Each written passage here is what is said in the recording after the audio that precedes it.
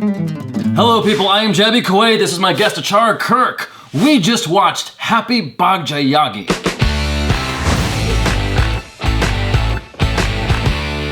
All together.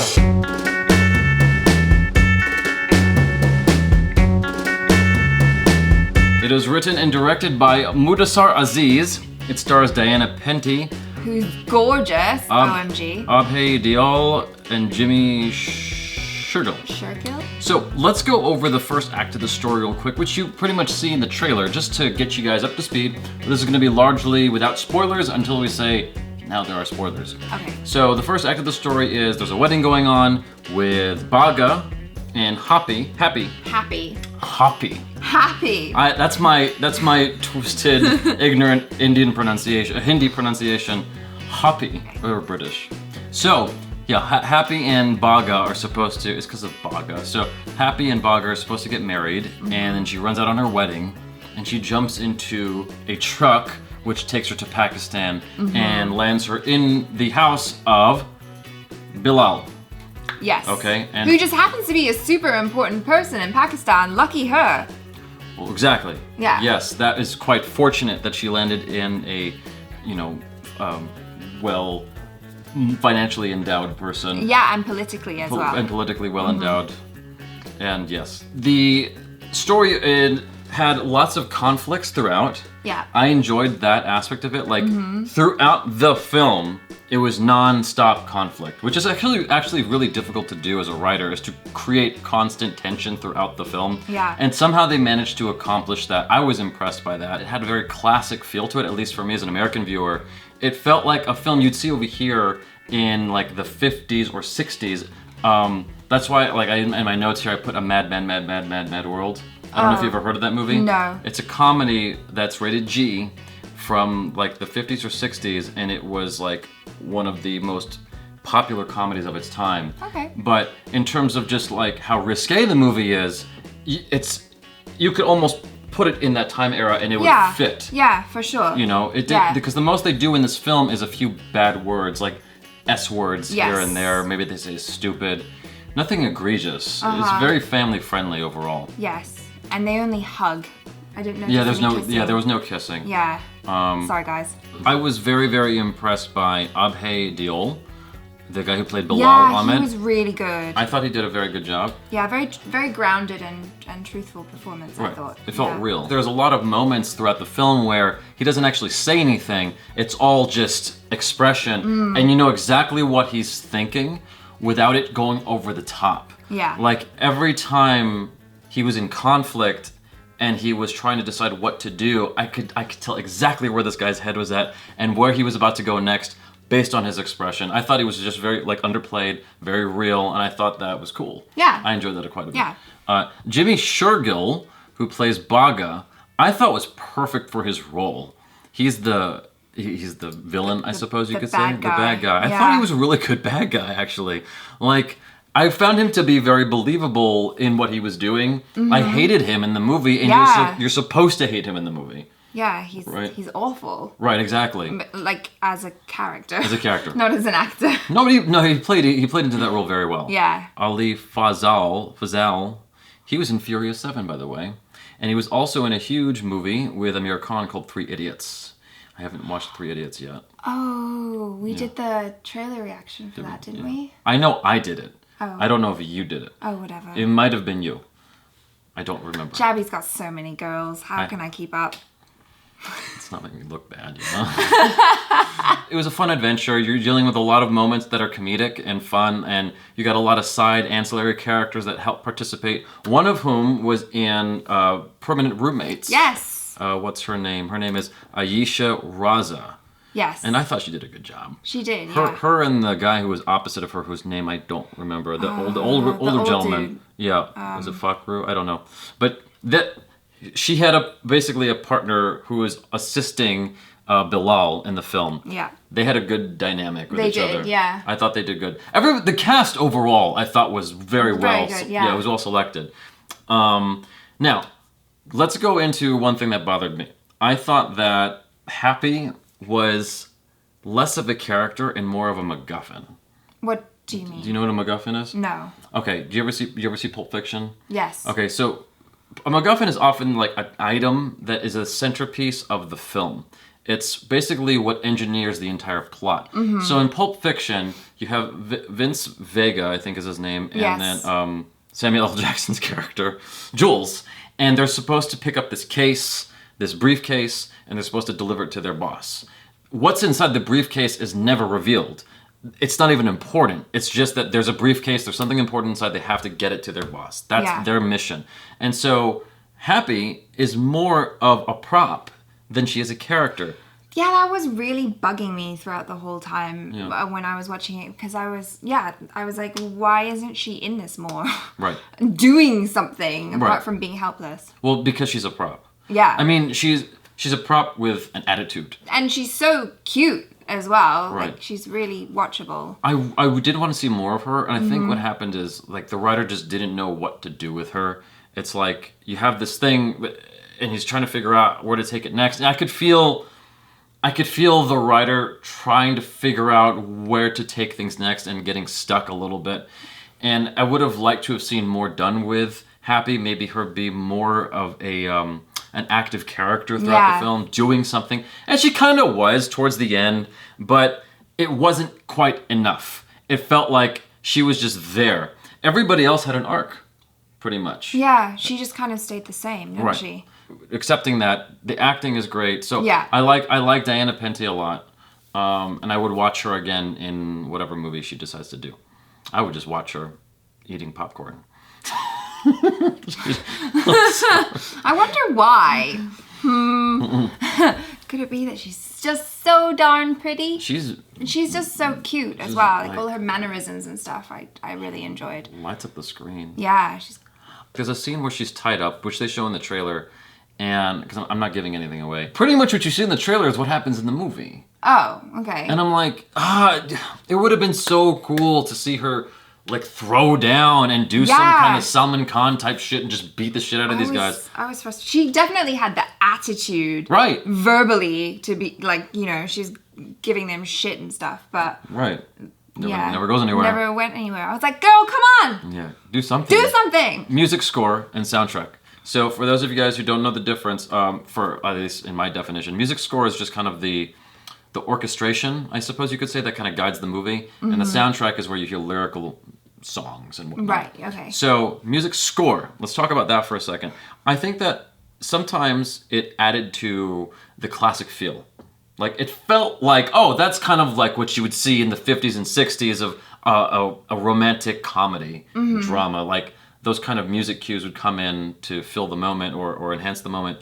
But a lot of times, I thought it took away from the moment, where I wanted to feel what the characters were going through, and that because the music decided to chime in, hello, I'm music, it was like, oh, well, now I'm out of the moment, thanks, music. Honestly, it didn't really bug me as much as it bugged you. I'm nitpicky. Yeah. Well, how'd you feel about the soundtrack? 'Cause you got to read the subtitles, so you knew exactly what they were singing. Yeah, I liked it. Yeah. I liked it. It went really well with the scenes, I thought. Yeah.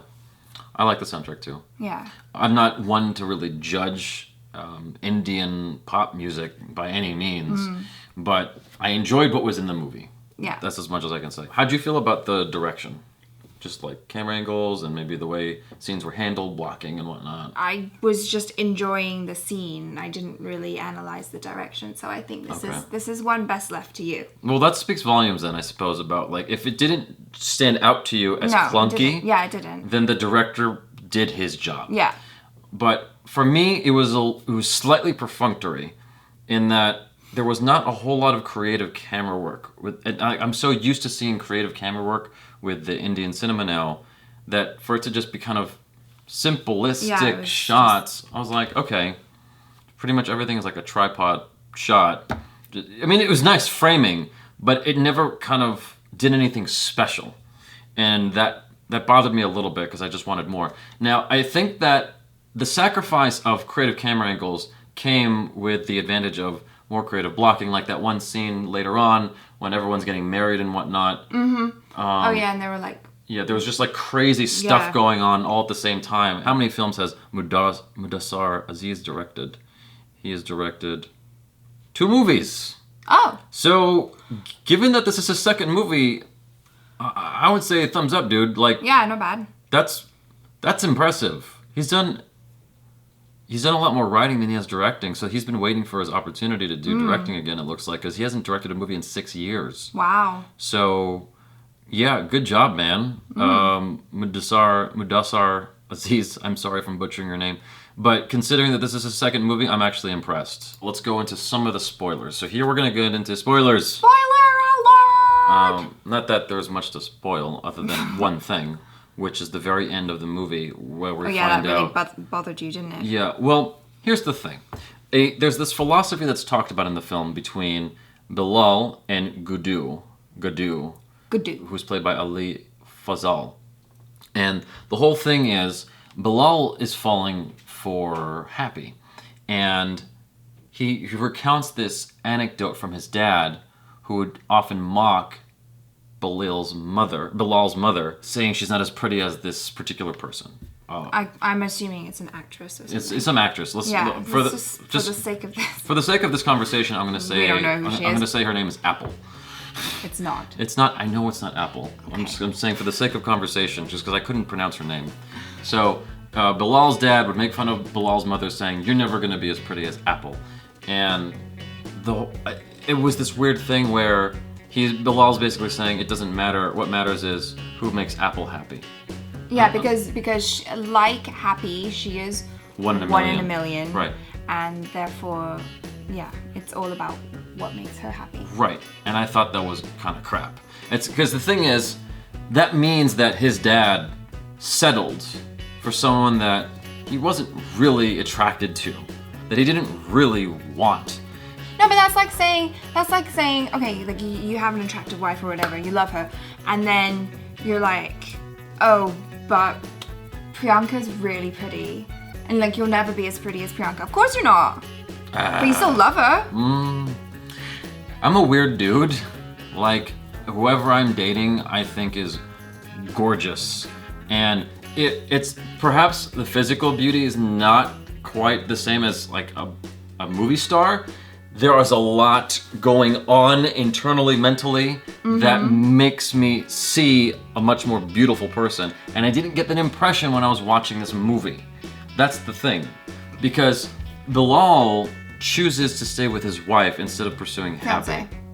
His fiance. He chooses to stay with his fiance instead of pursuing Happy because Happy's 1 in a million and he can't have her, so he just leaves it to Gudu to make her happy, and Happy being with the guy she likes makes him happy, right? But he gets to be with a woman who loves him too. She said that I was quite touched in that moment when she kept telling him that she loved him, and he said nothing, and then she was kind of like, okay, I love you, that's my problem. Right. It's kind of like, oh. Right. And then she walked away and I was like... Right. But the thing is, though, he's settling. I don't like that idea. That he'll always have this longing for someone else. And his wife, soon-to-be, will know that. But what if it's just an infatuation, though? It could be. But to me, that speaks volumes. It's like, if you are... Because you could see in the movie he's contemplating leaving his fiancée to try to pursue Happy. Like, he at least was thinking about it because he was genuinely attracted to her. She's 1 in a million. This is well established in the film. And he wanted her. And he's like, oh, well, I can't have her, so I'll just settle for my current fiancée because she wants me. That's who I get to have. It's like, well... Do you condone stealing women from the men that they love? It's not that. Okay. It's not that. It's that clearly he shouldn't be with his fiancée because she doesn't measure up to what he actually desires. That's all I'm saying. Like, so you're saying he should find someone else? Yeah, that is more like Happy. That is more like the 1 in a million. It doesn't have to be exactly like Happy, but at least he has characteristics that he's like, oh, that's what I'm attracted to. Not this woman who's kind of a stiff. Yeah. Although she had a character change, which was great. So... Yeah, she changed from the beginning to the end. She was different. She was much more chill. Still, though, the kind of person he desired was more like Happy. And so that philosophy just didn't sit well with me. Right. That's all. I thought, now that aside, I thought the ending was unexpected. I thought that him staying with his fiance was very unexpected. On the plus side though, Yeah. if she's 1 in a million, there are millions of people Yeah. in India and I'm sure in Pakistan as well. So He could have. doing the math, Right. he could find his next 1 in a million Right. If he just looked hard if he enough. just looked hard enough. You can speak to this better than I can. I wanted to bring this up. To me, the film actually felt. This is the last point I would like to make. It actually felt kind of Shakespearean, in a way. Just the complexities of the plot and whatnot. Yes, there was a lot of miscommunication. Yeah. Which is a prevalent theme in a lot of Shakespearean plays. Yeah, the very strong, hard-headed female. That reminds me of Taming of the Shrew. Taming of the Shrew, Beatrice. Yeah. Yep.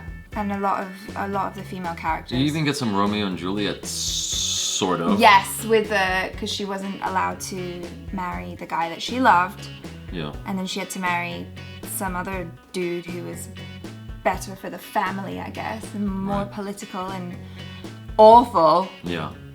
Yeah. Yeah, it's quite. Yeah, So, I would agree. I just thought that was a fun point to bring up. Out of 5 stars, I saw online people were giving it like 3.5, 3 stars, and I think I would agree with that Yeah, rating. I'd say 3. So, Yeah. I think someone was telling me to give like a rating system of like Jaby heads or something like that. I can't remember what the freaking rating was, but if we're gonna go with Jaby heads, 3 Jaby heads. 3 Jaby heads. Thanks so much for hanging out with us.